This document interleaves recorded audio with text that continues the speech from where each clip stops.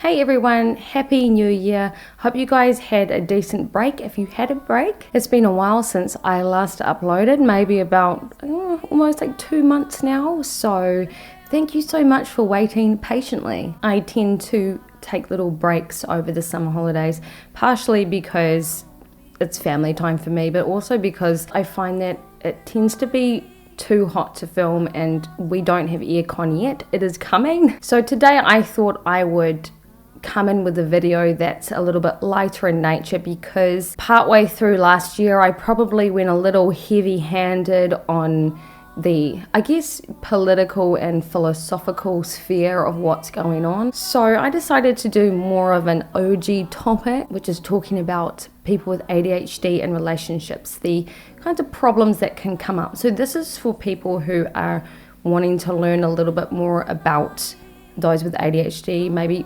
whom you're in a relationship with, or maybe things that you can relate to personally as somebody with ADHD. Before I begin, I just want to quickly update you guys on what's happening in my world. So if you don't want to hear about it, skip to this time. If you follow me on Instagram, you know that I undergo these little projects like keeping bees. We did our first harvest just before Christmas. On another note, I have also purchased my first horse. I know that sounds absolutely crazy for those of you who may not be familiar with my upbringing. Very briefly, I used to volunteer at the Riding for Disabled when I was a kid. I had undergone some very basic horsemanship training and also working alongside those who have intellectual and physical disabilities.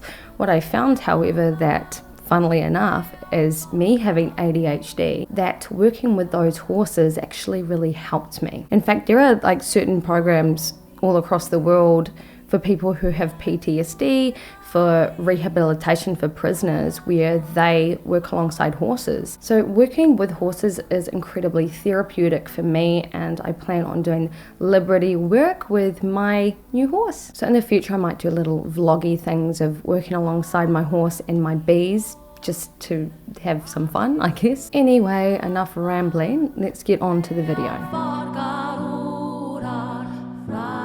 Many of us who have ADHD may appear to be quite blasé about the kinds of responsibilities that we have in relationships and in our everyday lives. This may come across like we're not interested in doing housework, for example, and those responsibilities may then wind up falling on the shoulders of our partners. Can you relate to this one as someone with ADHD, or does your ADHD partner tend to do this kind of thing? Now, it's not that we don't want to pull our weight in our relationship or meet our partners halfway, but sometimes we can get caught up in other things as we have an interest-based nervous system. It can be very frustrating for our partners, and of course it's no excuse for not taking responsibility for the things in our lives, but it doesn't mean that it's not a challenge for us. This aspect does frustrate my husband James a lot because, he's great at taking responsibility for the family, as you do when you are a parent and a partner. And he's very diligent and routine oriented when it comes to taking care of the house and the family. Unfortunately, I don't have the same kind of inkling. Of course, it doesn't mean that I won't do anything, but I kind of do things on my own terms and in my own way, and it can be in ways that James thinks is weird or annoying. Can you relate to this one? What do you do in your relationships that either annoys your partner, or the kinds of things that you wish your ADHD partner would understand?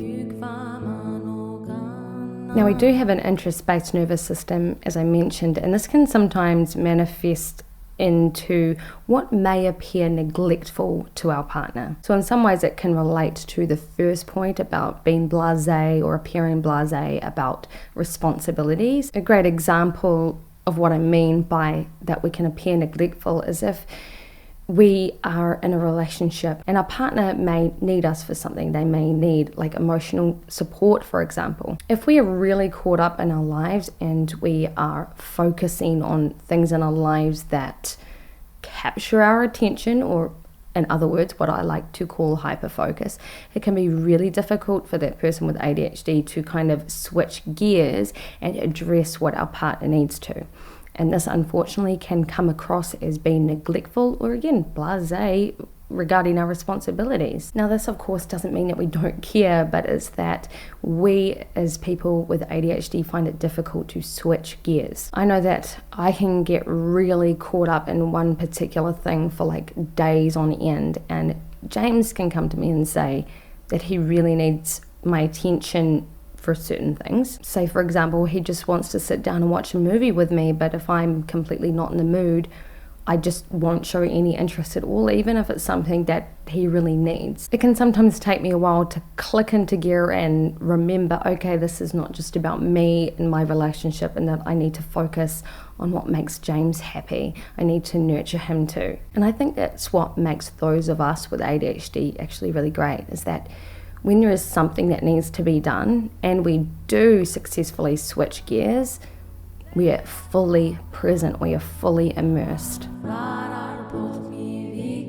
Now on the other hand, we can be clingy at some points, just like everybody. The difference with someone with ADHD in regards to this though is, again, our hyperfocus. Hyperfocus can wind up being mental, emotional, and physical. So it's not just in something that we're interested in doing, like a skill, for example, that we can learn. But when it comes to our emotions, those things can be felt tenfold, kind of like a magnifying glass being placed over the emotion. It's like when I need James, or I need attention, or I need something, it's like I need it right now, right here, full-blown capacity. There can't be any in between. It's like I need your full attention or none at all. And I tend to be like this with pretty much everything in my life. Like if I'm undergoing a project and there's certain things that I need for it, it's like I need to get it now. I need to sort this out now. I tend to be very impatient, and it's something that I have to really practice. I am actually getting better at it because, as I mentioned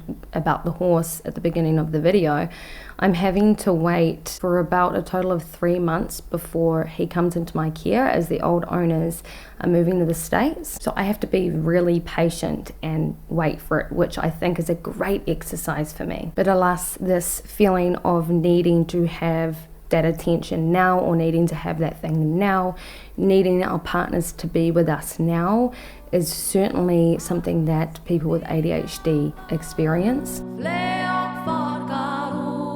So I mentioned before about our emotions being felt like a magnifying glass is being put over it. People with ADHD can be quite emotionally explosive. This doesn't mean to say that the person with ADHD is automatically abusive. Anyone can be abusive whether they have mental health issues or not.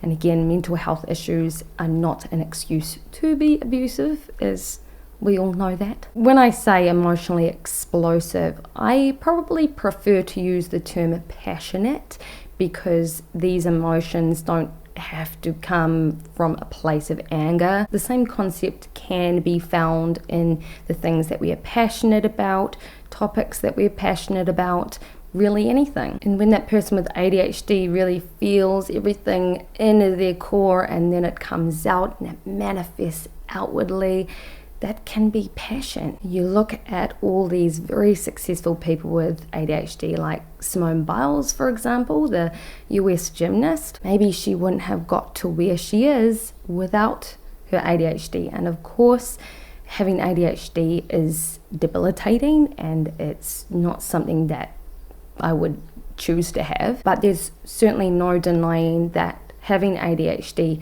intensifies certain emotions, whether they are positive or negative. So in a relationship, when there's arguments or disagreements, the person with ADHD may come across as quite explosive when they are not feeling great. This is part of the reason why I hold myself back in social situations, because there are certainly my favorite topics and I can get really passionate about them, and I wouldn't say take it out on James, but when he's around and I get on a swing of conversation with him, especially if it's on a topic that I'm well versed on or that I'm really interested in, I can just yap his ear off. Likewise, when we have disagreements, I can definitely come across as the louder one, and it takes some conscious effort to pull myself back and really practice listening. I think James admires the passion within me, but of course,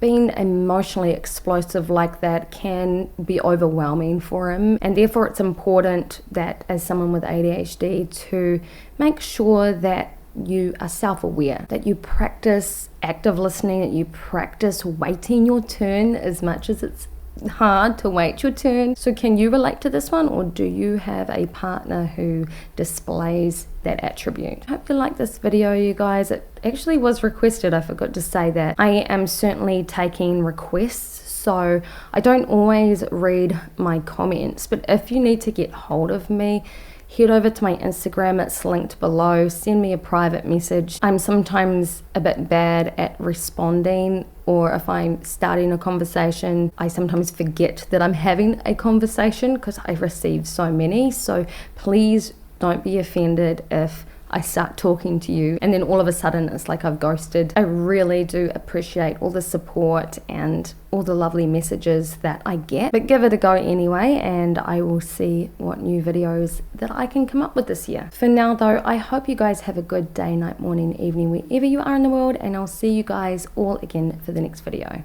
Bye!